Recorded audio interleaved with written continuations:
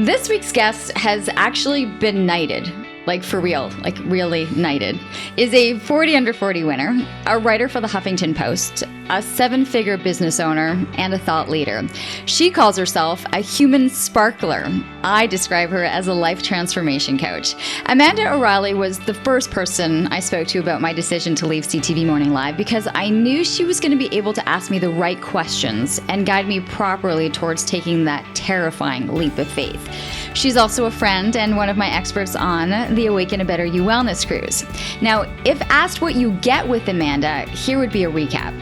These days, she blends NLP, Neuro Linguistic Programming, subconscious programming, intuitive development, quantum physics, neuroscience, and a lot of truth to guide people through an intimate transformational experience that allows them to play bigger, love harder, and experience more of why they came here to be.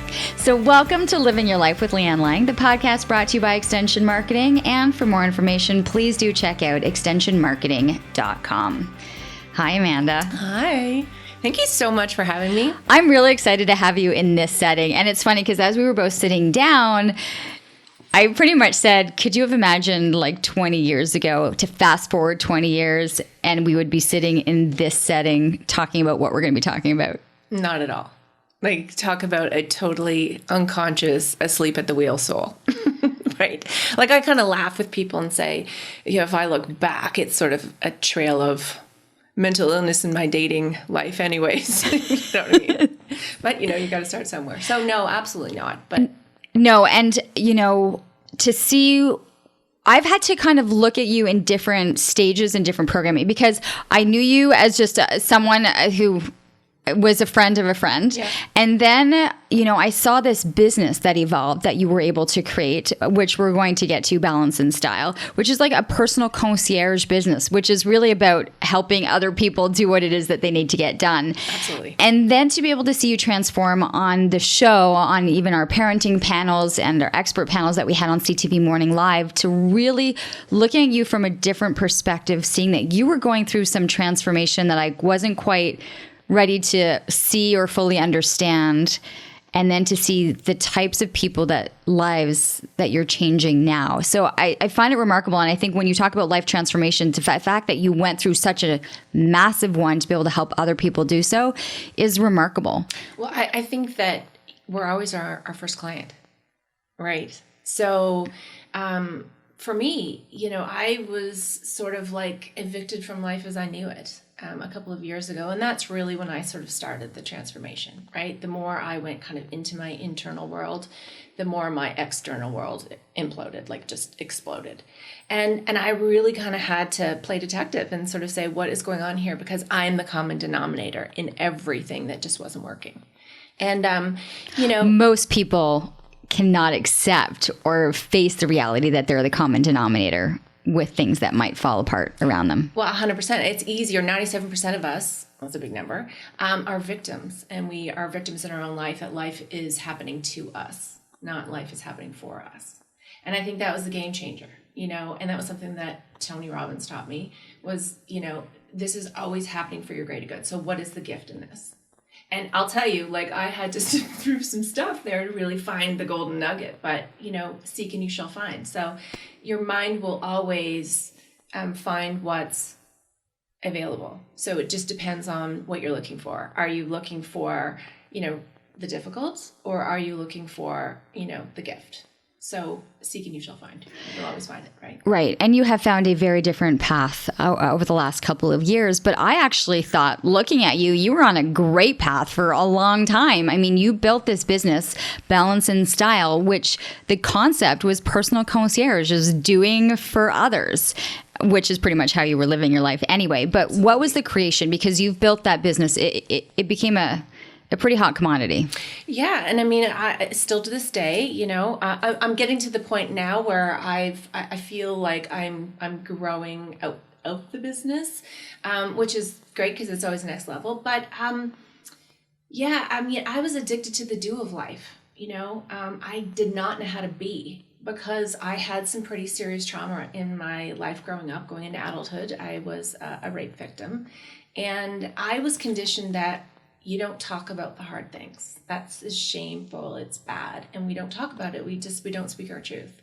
And so that then became the way I lived my life. And, I attracted people that had sort of similar thoughts in terms of handling difficult emotions. And it was just like, there was shame and there was, we just don't talk about it. And so I started stuffing stuff down. And I became addicted to the do of life because that's how I found my worth. So if I could do for others, then I would be worthy. Then I would be enough. Then I wouldn't feel broken, because as a rape victim, your identity is just shattered. You take on this identity that I am fractured, I am imperfect, I am not enough, I'm not worthy of love, I will never be enough. And nobody really stood up for me and said, hey, that's not true. So that, that became my dominant thought, and that's what I bought into, and that's what I believed. And the universe is going to, it has no bias, and it's going to deliver like Amazon Prime to your door, your thoughts, your dominant thoughts. And my dominant thoughts were I was not enough, and et cetera, et cetera. And I always have to do. So I created balance. You found your worth in doing for others. That pleased others. It's because if I can do for others, then I'm going to get, the significance. Then I'm going to get the, the love or the attention or whatever it is that I unconsciously didn't know that I had created this whole business to sort of seek this validation and this acceptance that I had been sort of craving and yearning for my whole life. It just so happened that the business was a great business and there was a need for it because there were others on the other side who needed things done. Well, absolutely. I mean, the concept is amazing. It's like we can super cape in. Who doesn't want a best friend to super cape in your life and basically just, suck all the stress out, right? Because I think predominantly as women, we are conditioned that if we can't do it all, then there's something wrong with us, so we're broken. Right. So if I don't have 10 plates in the air and I'm not super mom, super wife, super this, super business, then I'm failing at life. And that's conditioned, into us from society. And is it true? No. But we're just caught up in that rat race or, the dominant that I need to hustle for my worth. And really what I've come to find, in my own transformation is at the root of it all, why we can't ask for help, is our worth. Our worth is attached to being to doing. So when I had to sort of surrender, when I was evicted literally from life as I knew it, I had to surrender and learn how to be, because all my titles and all my roles were taken away from me. I didn't know who I was at the end of the day. I was a business owner. Yes, I was going to be, somebody's wife. I was somebody's mother. But when I was sort of, those roles were taken away, it was like, oh my God, who am I? And so I could relate in building the business, as a corporate single mom, I could relate to the hustle. I could relate to, having to-do lists that never got accomplished and sort of always. And what did it feel like when you were helping others finish up that to-do list or run the errands they didn't want to do or make the calls or hire the people that they didn't want to do? Well, you felt amazing, right? Because you knew that at the end of the day, you were making a difference in somebody's lives and you became invaluable, right? It's that they needed you. So it was like, I felt needed. And so we're going to get into that, this sort of the 6 human needs. But for me, I was hitting all 6 needs. So it became almost an addiction that I really wanted to be of service to other people. And that's something that, from a very young age, I've had this innate desire to help women. I was 14 years old in Mexico when I think I got my first taste of. My dad will laugh and look back and goes, you knew you wanted to be a concierge back when you were 14. And this woman was on her honeymoon and her husband went out paragliding and the wind changed and he hit the side of the building, the hotel, and he died on contact. And there was this young woman that, was in Mexico. She didn't speak the language and she was shattered. And I was 14 and I literally just went and held space for her. I called her, his family, and I went to the room and I packed up the luggage and I stayed with her for 36 hours. This is a stranger? A stranger. I didn't know her. No. And we had been going to this resort for years. And so I knew everybody at the resort. So I was just like, I got you, and I was able to hold space. And my parents let me because they said they saw something in me that's just so unique that I could go up to a perfect stranger and hold space. and just be there and just be like, I can do the hard things that you can't do. Right. And so that turned into a lifestyle, and I created this whole business. So it's always been there. Mm-hmm. It's just, it wasn't there from a really healthy place where I was doing it because I wasn't seeking something. Right. Right.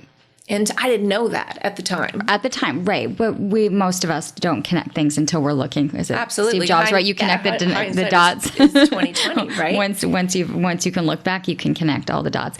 I just want to, this woman, because I'm thinking about her, right? You're 14, she's 30, she's, a young woman on her honeymoon. Did you ever wonder or what happened to her? Like, that's a really impactful. I do, and it was only like recently in the last couple of years where I was starting to write my book, and it was like, really, where did this come from? Mm-hmm. And I was talking to my parents. My parents were like, you've always been that kid. I played water polo, in growing up and in high school and in university. Imagine me at water polo, but I did, and I was really good at it. And so back in Mexico we were, and Mexicans typically in Cancun anyway, all the family comes to the beach on Sunday, and they typically don't know how to swim. Imagine that. And there was this guy that was out there, and he was easily 3 times my weight, and he was drowning, and he was, you to me, and he was, and right away, without a thought, I went right out, and I grabbed him, and I was just trying to pull him, pull him to shore, and I could see my dad's face was just like, what are you doing? You could have easily drowned. But for me, it was just that somebody needs me. I'm going to super cave in, and it's just who I am. It's wired in me. So you've done a great job doing it, whether you're saving people's lives or helping them kind of rebuild or deal with a shattered life at that moment. Yeah. Balance and Style built itself. I mean, you have there's a staff of like 11 people right now running around the city doing things for others. And it's interesting how you say that you're in the process because there's been growth for you. And I think once you've accepted the need for why that was the business you had, you're seeing it's expanded so much more for you. It has, and I actually went through a little bit of a period of time where I ended up resenting, the business that I created. And it was created of a personal need too. I mean, my friend at the time, she gave birth to her second baby and discovered that she had breast cancer, stage 4. And we lost her, within a year period of time. And I was looking for solutions, on the internet. Google certainly wasn't what it is now. And there wasn't a company that, bring jammies and to the hospital to do the due diligence. There wasn't a company. So Balance and Style was born through tragedy, So again, I have this superpower of turning pain into purpose. So looking back, it's like, wow, okay, that's my superpower. I've done it my whole life. As I started to go through my own inner journey, I ended up starting to resent what I created because I was healing my own self-worth. And I didn't need that, validation, and I wasn't seeking, because our worth is something we're born with. It's not something we have to hustle for. So it became this like internal struggle of what, and so that sort of led me down the rabbit hole and the personal journey that you've been on, and then I'm currently still on, right? Right. Well, and I think you will always be on. Now that I really know you in this capacity, it's never ending, the growth and the learning. I hope you don't mind, because you were doing really well, raising a child, dating, what people would have thought, like, this is like the picture perfect relationship. There was an excitement to this relationship. And because I think this is where your story really takes the turn, is that you're running a 7-figure business, you're raising a child, you're building a house. Like, it's just like la-di-da fairy tale land, right? Yeah, I mean, on the outside, I checked all the boxes, BMW check, house check, diamond ring check, it was just like kid check. I checked all the boxes, but truth be told, it was a lie. I was secretly dying on the inside,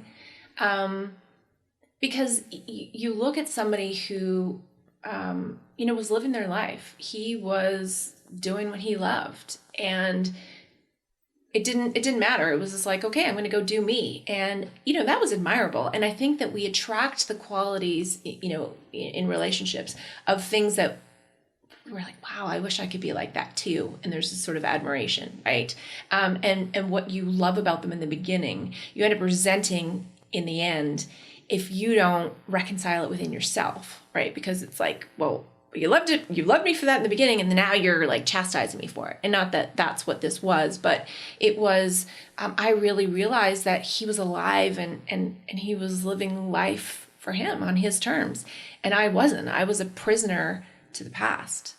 And I was so out of control inside that I really tried to control everything outside. You know, I had my lists, and it was like everything, like dinner's at this time. And this, it was like, I was so addicted to certainty because I didn't want life to change at all.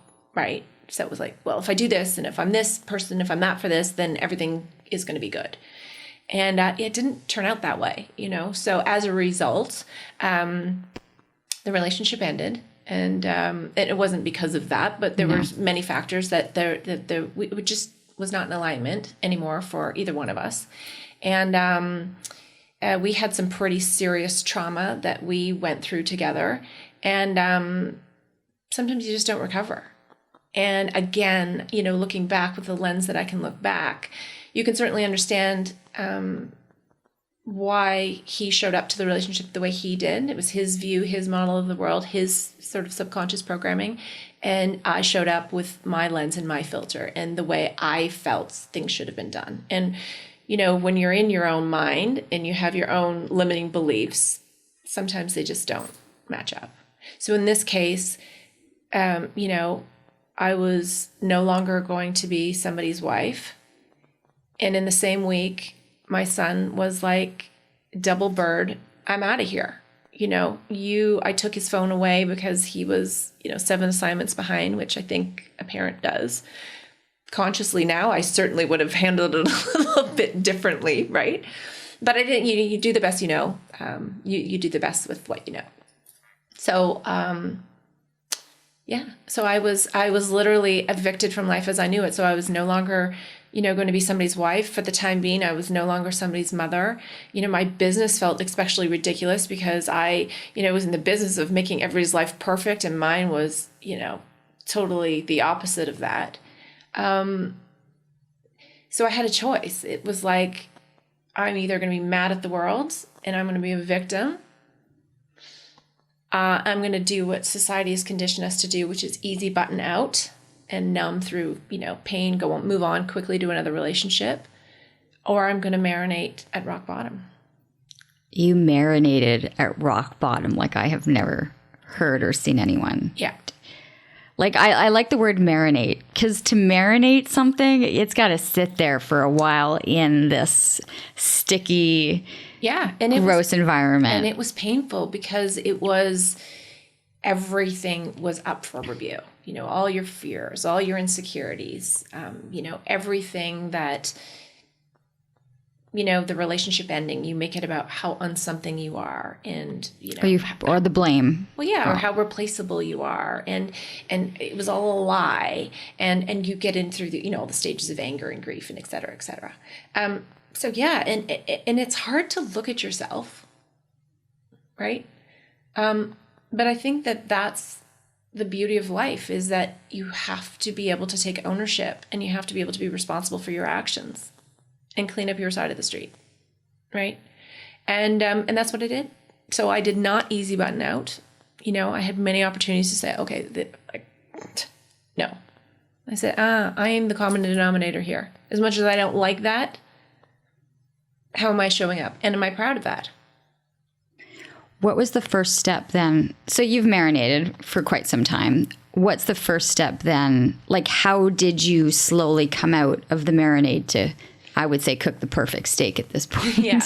I got a coach, and I got really, really uncomfortable. And I think what we realized was I was treating the symptoms at the leaf level. I was not treating the symptoms at a root level. And the root level was my story. And my story was I am a rape victim and I'm broken and I'm imperfect and I'm unworthy and I'm not enough and I have to contort myself into a pretzel and I have to be something for somebody else. I have to be who, my ex wanted me to be, or my clients want me to be, or who my son wanted me to be, my parents. So I was living life for who everybody else needed me to be. And I didn't even know who I wanted to be in my own story. So that was the start of it. And really getting there and saying, is that even true? And I was a good liar. Like, I lied about everything. And all the lies I told myself, the lies I told about other people, the lies I told about my son. It was like, you don't respect me. You're this. Like, really? What kid at 15 is going to respect their parent, So it was what I made it mean. And it was the meaning that we give it. Because here's the thing, like, an emotion is neutral. Right? So you're going to give it a positive or a negative charge. And our minds and our brains are wired to keep us safe, not to keep us happy. And so that was never more clear to me, that I had set myself up to keep myself safe, but not happy. So I was living for everybody else. So the step was, who in the hell do I want to be in my own story? Never mind who anybody else and my parents and and that's where I felt like, wow, I have projected this image of perfection to the world, and it's a lie. And I had been stuffing down so much for so long that it was like, nuh-uh. This little voice was like, you know what?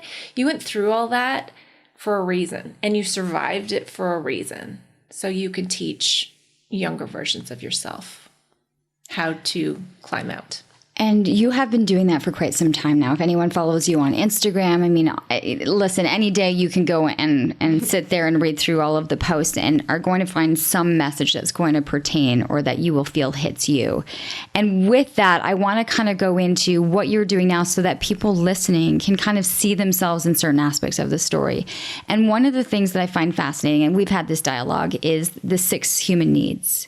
And so can you break those down for us? Okay. And then how you have this dialogue with your clients now? This podcast is brought to you by Extension Marketing. They are a new breed of marketing agency that acts as your virtual marketing department, designing and implementing cost-effective marketing strategies that will grow your business.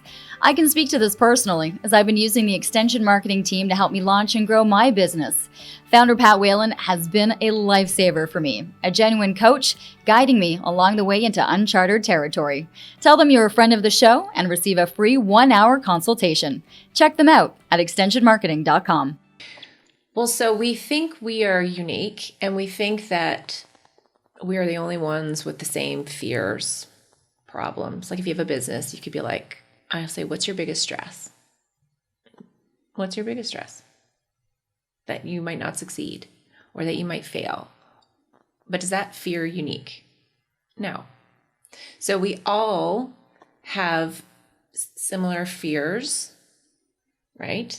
And we think we're unique, but it doesn't matter who you are, age, race, religion, background, upbringing, we all have the same 6 human needs. And it depends on what order those 6 human needs are in, will determine the quality of your life. So I can use myself for an example. I'll give you the 6 what are human the needs. 6 human needs? The 6 human needs. So the first one is the need for certainty. So we all have the need to know that we're going to be okay, right? That this floor is going to stay up. It's going to hold us up. We have that human need. And then, God in her infinite wisdom gave us the need for uncertainty. So the need for variety, surprise. Then we have the need for significant. So the need to be important, the need to be unique, special. Who doesn't have that need? Everybody has that need, right? Then we have the need for love and connection, because we are wired for love and connection. The problem is that love is scary. And we wire in our nervous system that love equals pain. So most people are afraid to love, so they'll settle for connection. Right? Then we have the need for growth, and then we have a need for contribution. And so the top 2 are our spiritual needs, really. It's like in the laws of life. If you're not growing, you're what? You're dying. If your business isn't growing, it's dying. If your relationship isn't growing, it's dying. There is no neutrality there, right? You're either growing or you're dying. Well, there is. It's the laws of life, right? And then the need to contribute, it's the need to give back and, be greater than you are, or make a difference in the world on some level, right? Because if you don't have a why or a purpose, life gets pretty, mundane and pretty boring. And motivation and the rah-rah, kind of dies off. So if you don't have a greater why that you want to do, I always say to my clients, what's your why? Because your motivation is not going to get you out of bed when, you're not seeing the numbers in your bank account. So if you have a greater reason, a greater purpose, that's going to pull you forward. Okay. So let's go through them one. So just list them the six. Certainty, uncertainty, significance, love and connection, growth and contribution. Okay. So it depends on what order your 6 human needs are. So for me, Amanda 1.0, my need was certainty was number 1. So I had to be sure that everything was going to stay the same, that I knew exactly what to expect. Kind of hard in the relationship that I was in, where his top human need was, variety. And my second was significance. I had built a whole business to feel significant, to feel important, to feel wanted, right? So I remember being in an intervention with Tony, and Tony's like, how are those working for you? And I was like, really well, like I was really proud of that. I built this business. And he said, yeah, but the only constant in life is change. So when being certain, and you absolutely need certainty, you're kind of setting yourself up for failure right out of the gate. I was like, what? So, I just want to mention to people, when you talk about Tony, it was funny because we were talking with Taryn, who's one of my best friends, and she kept thinking you were referring to my husband, Tony. Oh. She's like, wow, Tony's really into, I'm like, she's not talking about Tony. She's talking about Tony Robbins. Where are you coming from? It was very funny. Yeah, she's like, yeah, it took her a second to kind of clue in on that. So I want people to know it's Tony Robbins, who you've spent a lot of time with and have traveled with and have been in some very intimate settings with. Yeah, the last 18 months, I've sort of been traveling around the world, sort of learning, right at the hands of this man. And, he single-handedly changed sort of the trajectory of my life by really just sort of infusing in just why we do what we do, the sort of the human condition. And when you can understand the 6 human needs, and you understand that people will violate their values and their morals to meet a need, you can then understand why people do what they do. People are... Repeat that. I want to hear that again. People will violate their values and their morals to meet a need, because their needs are a human condition. Like it's a need for, right? So it doesn't make you bad. So somebody's behavior, and this is, I think, where a lot of my growth came from, because I could have been a victim and been like, you did X, Y, and Z. But when you understand that somebody is not their behavior,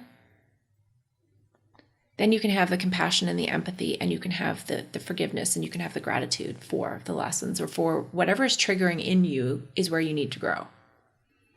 So how significant does, if you're in a gang, let's say, okay, and they didn't get the sort of the love and the growth and everything at home, if you're I have a gun to your head, how significant do you think I'm going to feel in this moment with a gun to your head? I'm going to feel pretty significant because you are at my mercy, right?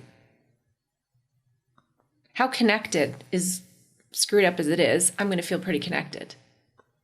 How certain am I that you're going to do what I want you to do?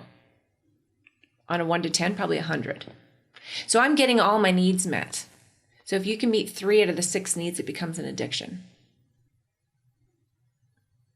So they will maybe it goes against their values of what they grew up in, but people will violate their values to meet their needs.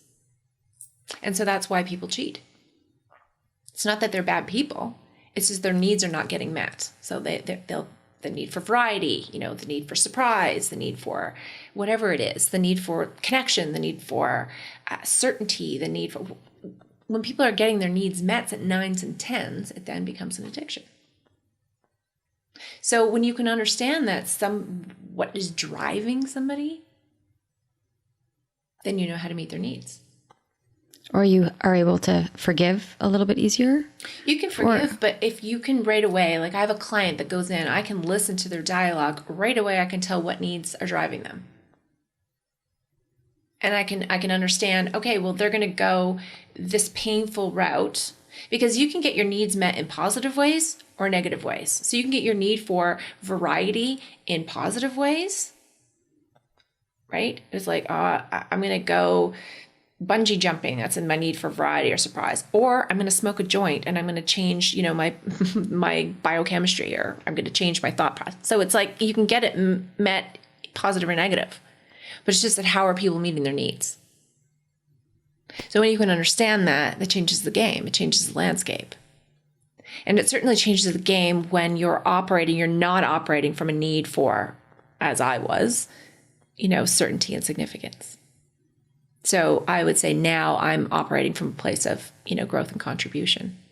That is my why. That's my desire. I'm addicted to growing, and I'm addicted to helping older versions of myself, and then through contribution. I find the 6 human needs really quite fascinating, but I think it's so individualized, right? And then to understand the history as to why those are the needs that come at the top of your list. Another interesting conversation we had was, why do we do things, or we're programmed to do things? And one thing that you constantly come back to is the mind of a child, and that we really are, as adults, just functioning at whatever growth capacity we had as a younger child, or the imprints we had. Well, so there's the subconscious mind. So the subconscious mind is between 0 and 7 years old. You're like a sponge, and you are just absorbing everything, and you take it to be true, right? So it's like if you see the way your parents model love and affection, or maybe around money, they're really super stressed around money.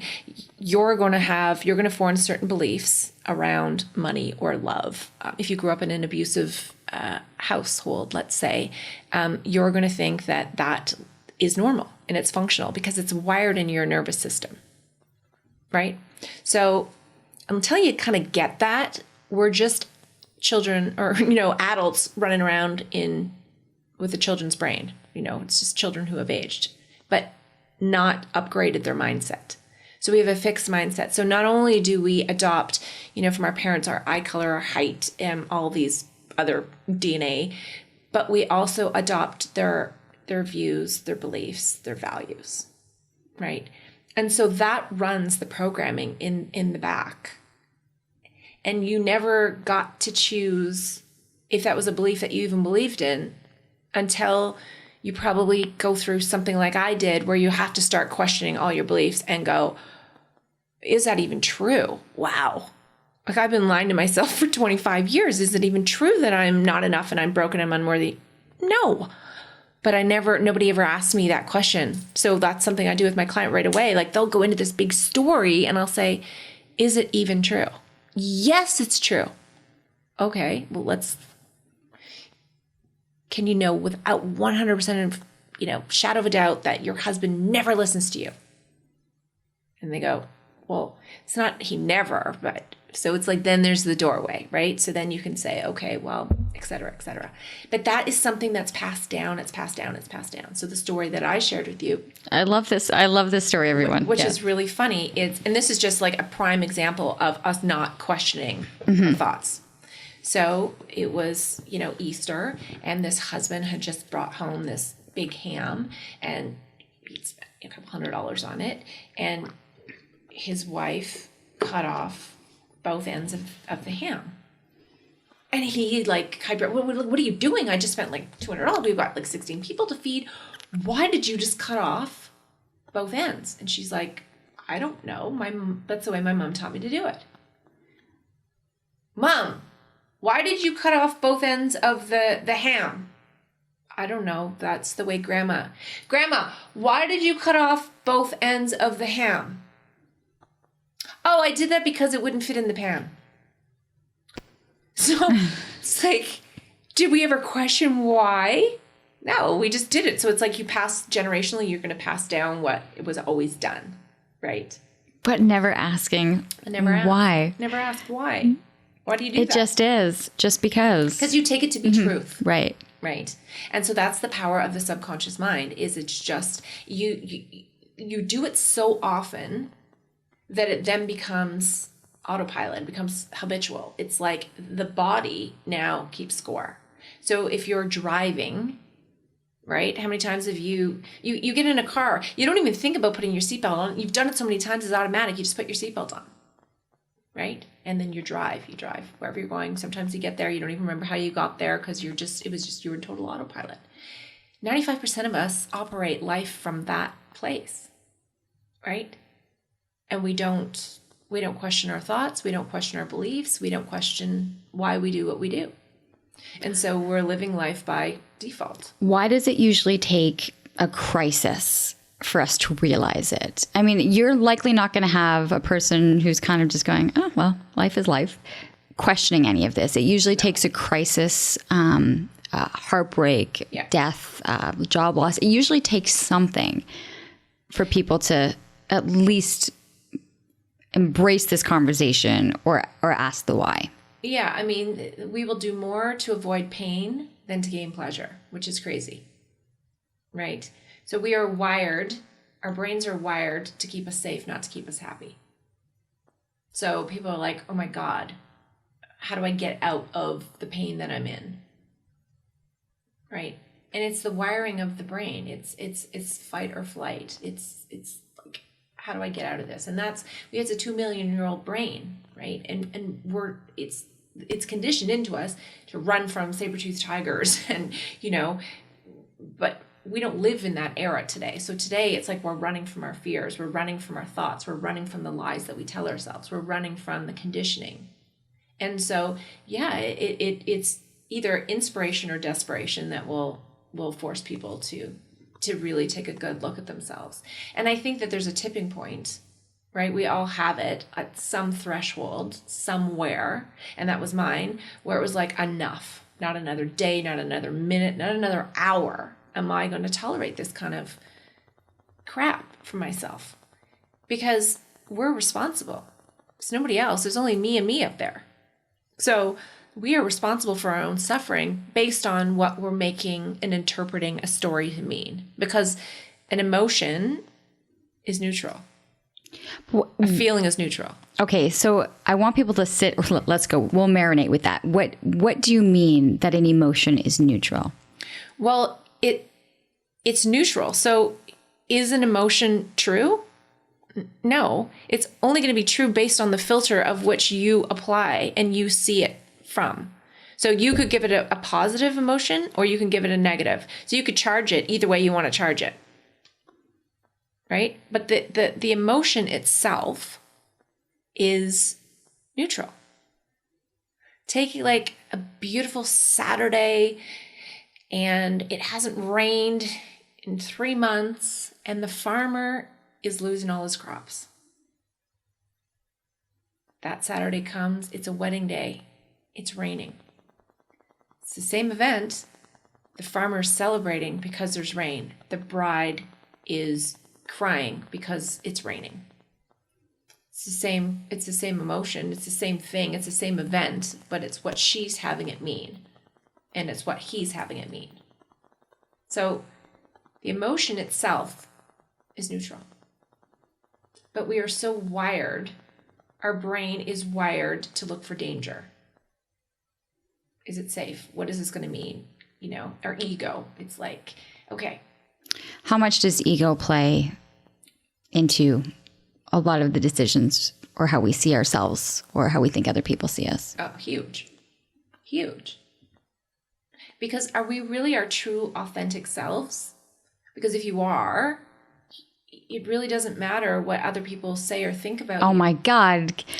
I would say like 99% of people still are walking around going, what do they think? What's their perception? But what are others going to think? But look at their human needs. So their top need there is for significant. They want to be accepted. They want to feel significant. So they're going to care more about what others think than what they feel about themselves. Because if you truly know who you are, it doesn't matter what other people think. And I've arrived at this place where I share really unapologetically. people could unfollow me. People could think, oh, well, why do you share like that? Am I triggering something in them? Probably, that they feel so insecure that they can't, share, and that's all it is, right? It's a trigger. So if you care more about what other people think, whose life are you living for? Are you living for other people, or are you living for yourself?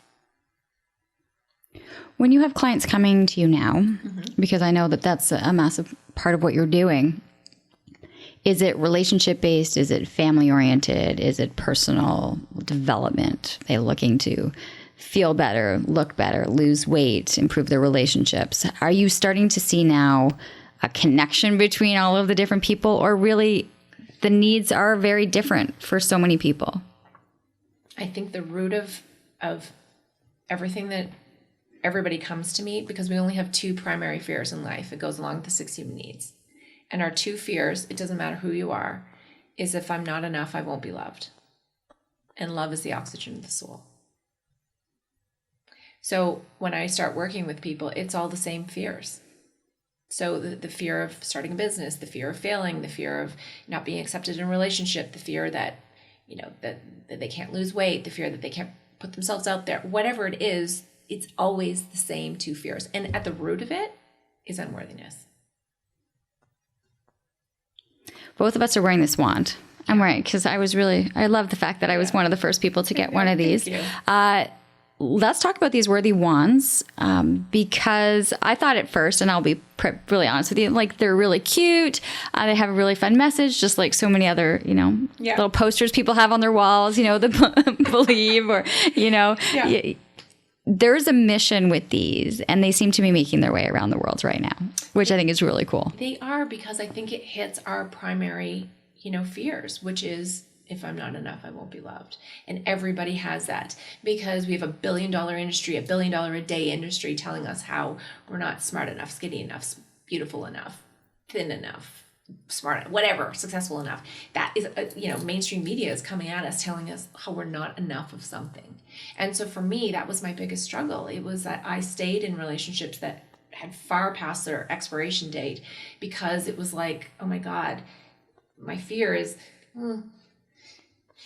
well, it's easier to stay than it is to go, because maybe I won't find somebody better, or maybe I won't, and that's like not even true, but that's what you buy into. And so I think at the root of everything that's sort of dysfunctional and wrong with the world is unworthiness. And then the flip side is not feeling not enough. So I created an anchor, because my name, Amanda, means worthy of love. And it took me 45 years to fully own that and just be like, I am not worthy because of what I do. I'm worthy because of who I am. And that is freedom. That's ultimate freedom. I no longer have to hustle for my worth. And how many women and men, I got sort of challenged by men, so I've created a men's worthy wand line that's just dropped too, but it's everybody's basic human need. That's why we compare ourselves against other people. That's why we, don't have our voice. That's why we're addicted to the do, because we're too afraid to just be, because we don't know who we are in our own story. And I think a lot of the emphasis in some of the writing is the human being, is the emphasis on the being. Yeah, absolutely, because we're not human doings. We're human beings. So even with my clients, like I teach them to be lists. Like, who do you want to be in your story, as opposed to to-dos. So that's sort of how these wands were created. And yeah, you're right. Like I kind of put them out thinking like, oh, whatever. Yeah, they've, making their way around the world. They've saved 2 lives that I know of to date, of women that, almost took their lives, and their wand sort of flashed in front of them. And they were like, no, I'm enough. Like, I am not my thoughts. I am not what I'm believing. I'm not the story that I'm believing. And I think that that's what's so powerful, is that we actually are not, like, it's not even true. 95% of your thoughts, 98% of your thoughts are not original, they're not your own, and they're not even true. And that goes back to the subconscious programming. So this is sort of like an anchor to anchor people back to their truth. you've had to do a lot of research. I mean, and there's a science behind this. Like when you're able to give us stats and talk about the subconscious, there's a scientific aspect of what's happening in our mind. This NLP, Neuro Linguistic Programming, what exactly is that? Because I know it's work that you're doing and are evolving with. Yeah, I'm going to get my master's in July. So it's really everything that controls. It's our mind. It's our beliefs. It's what you are allowing yourself to believe. And it is everything. It's everything. It's the filter. It's the mental Rolodex that you have in your head. So let's liken you to a computer. Okay? Your body is the hardware and your mind is the software. How often do you upgrade that software? How often do you do a malware? How often do you clear the cache? How often do you delete old mental files that are not serving you? We don't, right? So there's not the space to then bring in new thoughts, energy. So we are consuming energy, and where attention goes, energy flows. So we have so much energy going to limiting thoughts and beliefs, the past. A lot of people live in the past, or they live in the future. And the quickest way to be anxious is get a future, because it hasn't arrived yet. And what you're doing is you're putting a filter of the past on the future. Is it true? No. So how often do we need to be upgrading the software? Well, is it crazy that Apple, we have iOS updates every 3 weeks, but yet we're not updating our own software, right? So I think we should be upgrading that often. So it's if there's thoughts that are not serving you, and if you're in pain, you're responsible for that pain, because it's the meaning that you're assigning the emotion. Because the emotion, as I said, is neutral. So are you assigning it, a negative charge or a positive charge? So again, it goes back to what meaning are you giving it? And that is all through NLP. It's through the filters. It's through the beliefs, the patterns, the blueprint that was basically, you were kind of given a blueprint of how you are. And then you've never upgraded that blueprint. You've never looked at it and said, oh, that doesn't really work for me. Until you go through massive pain, like I did, a massive transformation. I was like, whoa, that is so not even something that I believe in. But I just did it for so long that it became conditioned into me. Okay, so right now we may have triggered the interest of a couple people going, okay, I want to upgrade my software. Right. What questions do they need to be asking themselves? What were the questions that you started with? What were the books that you read? How can someone start at least considering upgrading their software without them hitting the panic button too soon, to be able to start, or to say, I want to be able to change some of the way I'm thinking or being? Okay, well, so I think the number one question to ask is, who do you want to be in your story? Because that was the game changer for me. Did I want to be a victim? Did I want to be, this person that I had created, that while she was successful on the outside was miserable on the inside? So who do you want to be in your story is probably the number one question. And number two is, which it goes hand in hand, is what's the ultimate outcome? Okay, but you have people coming to you and you've said, be better, work harder, love more, be more successful. But what does that mean to you? Because I have people that come to me and they're like, I want to make $1 million. And I'll say, okay, so you want 1 million pieces of paper? No, I want to make $1 million. I'm like, but that's 1 million pieces of paper. So I said, what you want is the feeling of being a millionaire. Is that fair to say? And then they're like, yeah. So it's the feeling that we're chasing. So it's, what feeling are you chasing? Who do you want to be in your story? And then it's just sort of, you had your podcast last week with epigenetics. It's then about moving the energy around, and then it's about deleting the old files, because what happens is when you've done something for so long, you've created a neural pathway in the brain. But to change that neural pathway and to because you can. So the brain is not set. We were taught it's mindset. It's not. It's plastic. So neuroplasticity. We can absolutely forge a new neural pathway, and we can absolutely change our DNA, our coding. We can absolutely through epigenetics, like. Yeah, I found the topic with that Joanna Lynn fascinating. I mean, it's changed the whole trajectory of my life. I don't drink anymore because I'm just like, what do I want to create, and where do I want to be, and who do I want to be, and how do I want it to affect my energy levels and all that sort of other stuff. And I've gone extreme down the rabbit hole for the time being, because it's just where I'm at right now. So I'm really fascinated by it. So who do you want to be in your story? And it's like a GPS in the car. You need a starting point. So people are always focused on the outcome, but you need a starting point. Just like when you're in GPS, you're going to put a home and you're going to put your endpoint. So where are you now?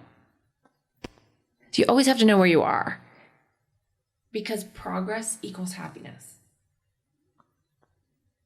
It's not perfection, because perfection doesn't exist. It's progress. So if you start making a little bit of money in your business, you're going to feel really fired up. You're going to feel excited. You're going to feel motivated. It's maybe not where the ultimate outcome, but you're going to see the progress. And that's where people get tripped up. And they start comparing, and then they start, going, oh, well, and they lose motivation. So progress equals happiness. So where are you, and where do you want to end up? What's your ultimate outcome? So from a client standpoint, I want to be a millionaire. Okay. You don't really want to be a millionaire. You want the feeling. So why do you want that? And then when you start digging into it, it's like, well, I want time freedom. I want financial freedom. I want to travel more. I want this. I want that. I want security because, and then you get into the stories of the subconscious and the limiting beliefs. Well, my dad lost his, money and that meant hardship and that meant stress and that ended up in divorce. And I don't want that for my family. And so then you start going into the layers of why people do the things that they do. Right? And it's all stored in our mental files. And that's where the subconscious work in NLP and sort of hypnosis becomes such a powerful tool, because people can't get beyond what they know.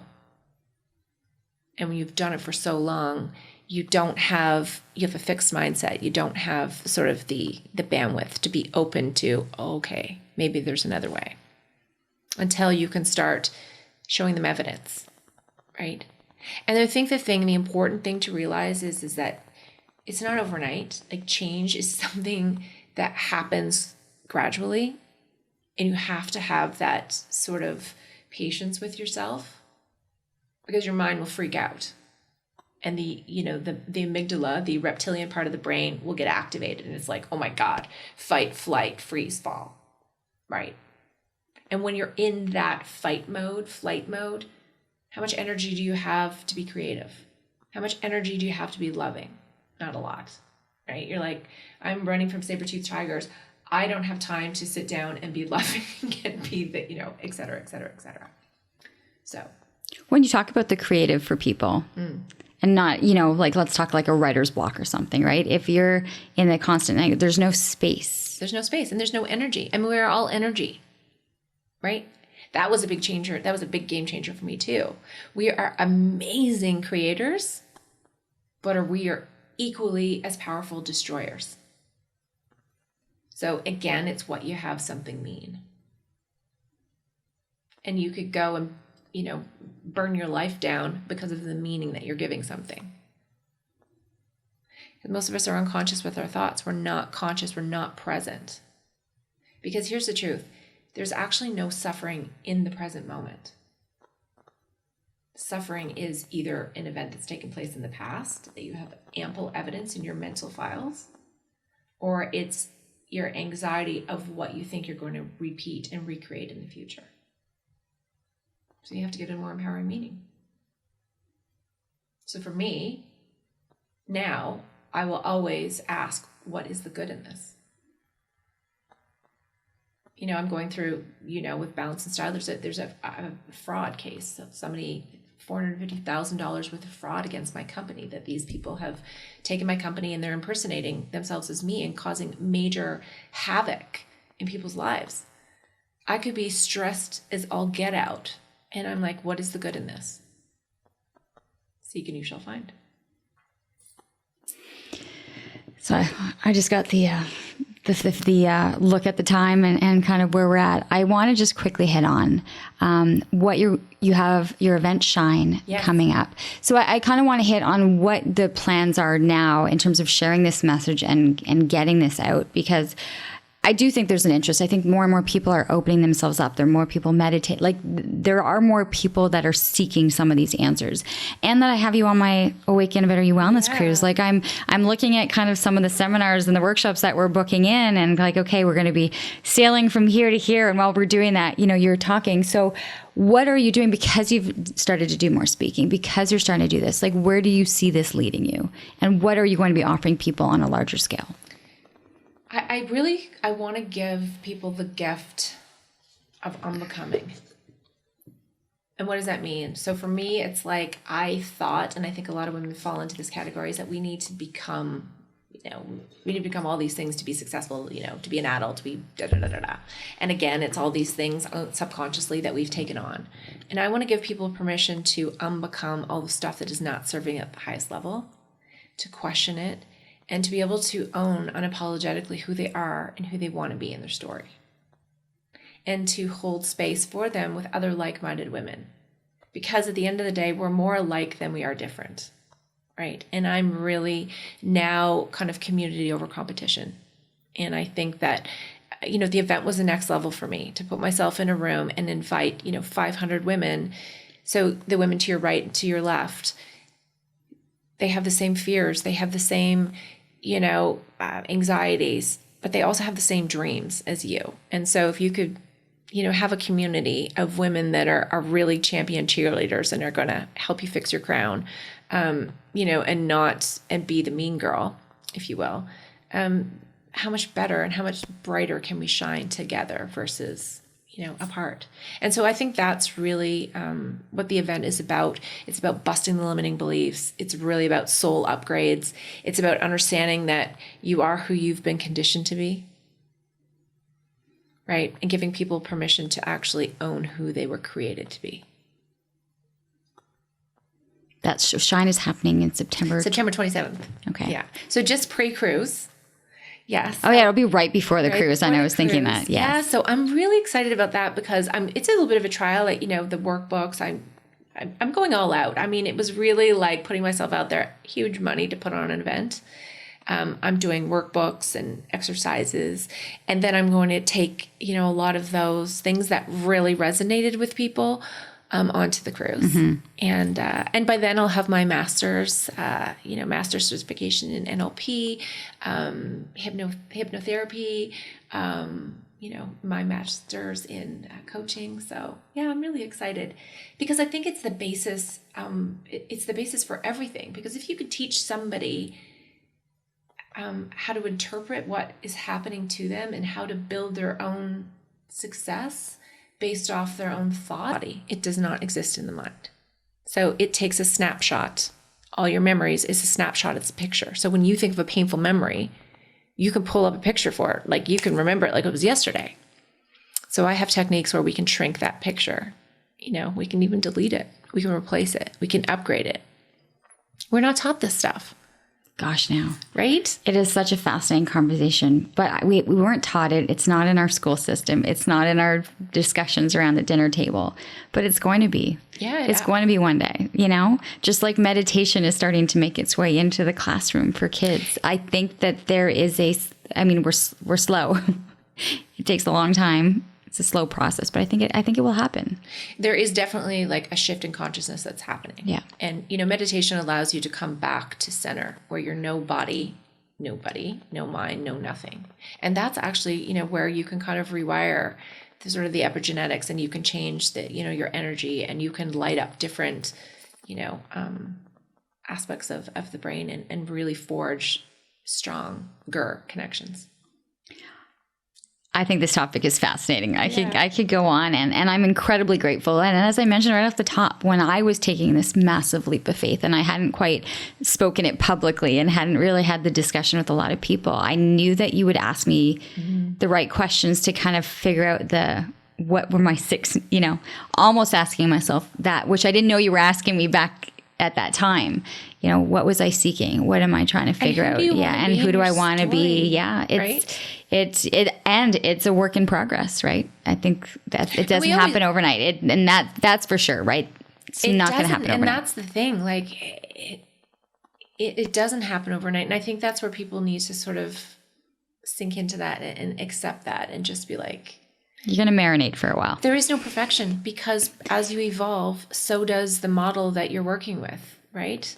So fascinating. Amanda, thank you so much. All right. I want people, especially if you want to be inspired, I really want you to check out your Instagram account, just because there's daily, it's like a Saturday Night Live skit. You're good enough. I constantly do that, but it's a great thing to check out. AmandaReilly.ca is the best for your website. All of it will be in the notes, and I'll have it posted as well. But I really appreciate it, and I'm so grateful that you've chosen to contribute. That has become one of your top needs, so that you can share this message with so many others who are likely suffering the way you were. Just you had it. I didn't really have well a permission slip, and I want to be that permission slip to the other women and men that are out there. I go first. Well, hopefully they took the permission slip today from the podcast. I appreciate that. Thank you so much for listening to Living Your Life with Lianne Laing. Please, if you can, like, share, subscribe, comment, let us know your thoughts on the podcast and the content. But it's really interesting to be able to see the types of content and what people are listening to, and where we're really at in our lives as to what we're looking for in terms of bettering how we feel and the life that we want to live. That's a wrap on this podcast.